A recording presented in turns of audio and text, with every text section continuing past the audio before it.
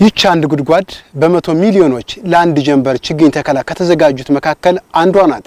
እኔም በዚህ ተገኝቼ አሻራዬን ለማሳረፍ ዝግጅቴን ጀምሬያለሁ። አሁን የምንገኘው በማዕከላዊ ኢትዮጵያ ክልል የቀቤና ልዩ ወረዳ ለአንድ ጀንበር ተከላ ጉድጓድ እየተዘጋጀበት ባለ ቦታ ላይ ነው። የአንድ ጀንበር የችግኝ ተከላ ፕሮግራም በማዕከላዊ ኢትዮጵያ ክልል በቀቤና ልዩ ወረዳ ነው የሚካሄደው። አሁን የምንገኝበት ቀበሌ የቀቤና ልዩ ወረዳ ፈረጀቴ ቀበሌ ነው የሚባለው።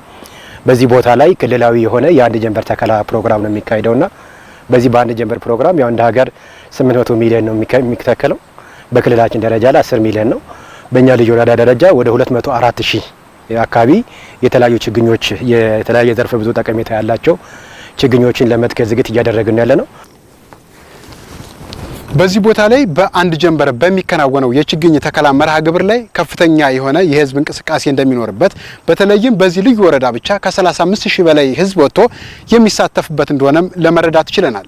አሁን ባለው ሁኔታ ላይ ለዚህ ለቦታው ለአንድ ቀን ችግኝ ተከላ ክልላዊ ይፋ ማድረጊያ ፕሮግራም የሚያስፈልግ ወደ 25.4 ሄክታር መሬቶችን ዝግጅት አድርገናል። በቂ ችግኝ ዝግጅቶችን አድርገናል። ጉድጓድም ቆፍረናል። ካሁን በኋላ ቀኑን የመጠበቅና እንግዶቻችን ሲመጡ ይፋ የማድረግ ስራ ብቻ ነው ሊቀር የሚችለውና አሁንም እያያችሁ ያላችሁት የክልል አመራሮች፣ የልዩ ወረዳ አመራሮች የሚመለከታቸው አካላት ላይ ጉድጓዶችን የማስተካከል ዝግጅቶችን የሚጎሉ ነገሮችን ለመሙላት እየሰሩ ያለበት ሁኔታ ነው ያለውና ዝግጅቱ በጣም በጥሩ ሁኔታ እየሰራን የምንገኝበት ሁኔታ ነው ያለው። ኦልሞስት ቀኑን ከመጠበቅ ውጪ አብዛኛው ስራዎች ያጠናቀቅንበት ሁኔታ ነው ያለው።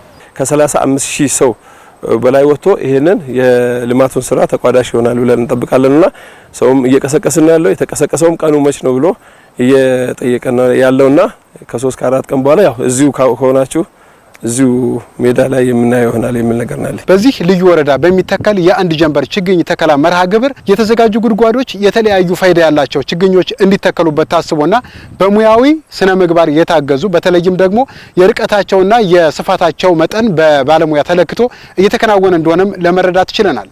ያለውን ቦታ ካያችሁት በኮምፓርትመንት ነው የተዘጋጀው። የፍራፍሬ ችግኝ አቮካዶ፣ ዘይቱን፣ ጊሽጣ፣ ካዝምር የተለያዩ አይነት የሊበሉ የሚችሉ የችግኝ አይነቶችን የፍራፍሬ አይነቶችን ነው ያዘጋጀ ነው። በሌላው በኩል ደግሞ ካያችሁ ለጥላ የሚሆኑ ዛፎች አሉ። እነዚህ የጥላ የሚሆኑ ዛፎች ለጥላ ብቻ አይደለም፣ ለግንባታ የሚሆን አለ፣ ለፋብሪካ የሚሆን አለ፣ ለማገዶ የሚሆን አለ፣ ለአካባቢ ጥበቃ የሚሆን አለ። እንደ ባለሙያ እኛ በአራት ኮምፓርትመንት ሳይቱን አከፋፍለናል። አንደኛ ለፍራፍሬ ተብሎ ለአቮካዶ፣ ለጊሽጣና ለካዝሚር የተለዩ ቦታዎች አሉ። 5 በ5 ነው ሳይንቱ የሚቆፈረው ጉድጓድ ርቀቱ።